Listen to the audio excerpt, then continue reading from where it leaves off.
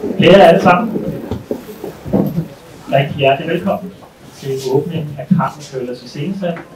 I dag markerer vi en af de største og mest skelsættende epoker i dansk ligestillingshistorie. Nemlig Carmen Køllers, som kommer på museum. Arne Byberg viste med Carmen Køllers, at det godt kan lade sig gøre at drive en stor industrivirksomhed i Vestsjælland, baseret på lokal arbejdskraft. Kvinderne kom for alvor ind på arbejdsmarkedet, ikke blot for byen her, men i stor grad for hele oplandet, og bussen, som var herude, var blandt mange, der transporterede arbejdskraft til Kalundborg.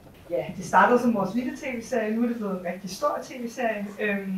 Det startede faktisk som en lille spillefilm, og da Mette Heno, som er hovedforfatter, begyndte at dykke ned i historien om den lille papilot, så hun jo ikke bare den spændende karakter, der var i Arne, men også alle de fantastiske skæbner, alle de specielle liv, alle de familier, som var på fabrikken omkring.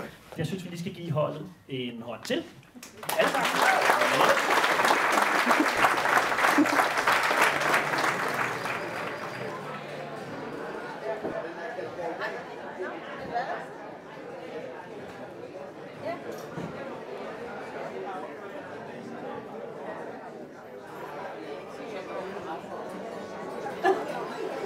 Nej. Kan I se jer selv? Ja.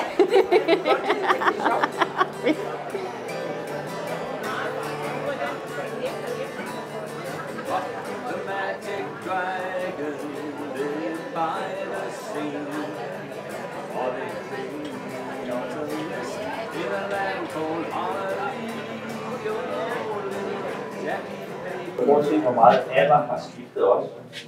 Free, Grey, Ja. 50 år. Altså, det havde vi jo ikke gjort i dag. Nej, det